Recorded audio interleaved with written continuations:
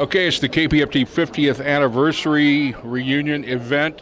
Frank Martin here with the world famous Thorne Dreyer. And Thorne, do you remember when you were general manager?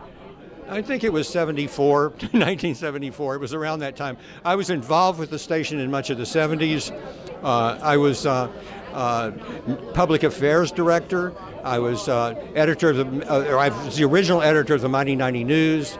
I did a show called the Briar Patch for several years, and then I was general manager for a little under a year. So that was my time there, and it was a pretty great time. Was it here on Prairie Street? I started out at the Atlanta Life Building. Yes, yeah, right here on Prairie Street. So yeah. What else? I think the station played a very important role, and I was involved in print media before. I was involved with a newspaper called Space City, originally Space City News, and which of course also, in addition to the station being bombed off the air, Space City and other local kind of left or progressive organizations, especially media organizations, also met with a whole onslaught from the Ku Klux Klan. And Space City was cars outside were firebombed. People shot into the office. Somebody shot an arrow from a crossbow into the front door that said, "The Knights of the Ku Klux Klan is watching you." And so we had a whole bunch of things. A lot of our advertisers were shot up.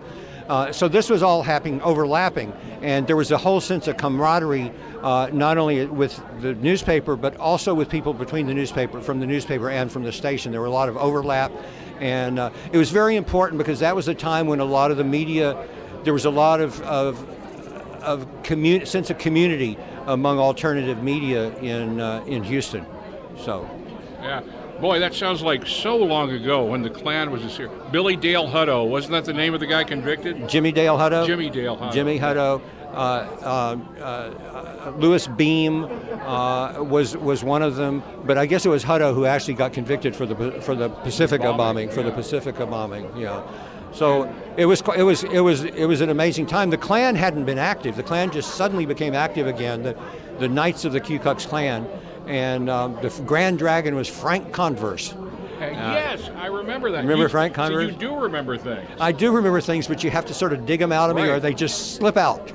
They just suddenly kind of creep out from behind some lobe. So. And by the time we handed it over to Mike August and that crew, they had moved to Lovett Boulevard. Right. Well, no, I was at Lovett Boulevard too. Okay, I was also great. at Lovett Boulevard. When was the move? I mean, I'm asking. I'm supposed to be the one presenting, but sometime back. Yeah, no, I was at Lovett Boulevard too. So, anyway. Great time. Pacific is a great institution. I'm working now with an interesting radio station in Austin, Texas, called Co-op, which is a cooperatively run community, all volunteer community radio station, where I've been doing a show for 10 years, along with all the other things I do. So there's also continuity there. We're still doing it. We're still trucking along. And where are they on the dial? 91.7 FM in Austin. 91.7, just like the old KTRU here. KOOP.org. So anyway, and it's helped give a sense of continuity to my life too. Even though a lot of what I've done is print, I write, and I'm working on another book right now, and that kind of thing. But I love radio. It brings out the ham in me, and also we're doing very, very important work. The whole Pacifica Foundation has done very important work. When I was there, I followed Larry Yurden as general manager, and at that time the station was doing some different things from traditional Pacifica radio, and there was some conflict about it. But I think that in the end, it built a lot of new audience and different audience for the station, and I think it was a very, very positive thing.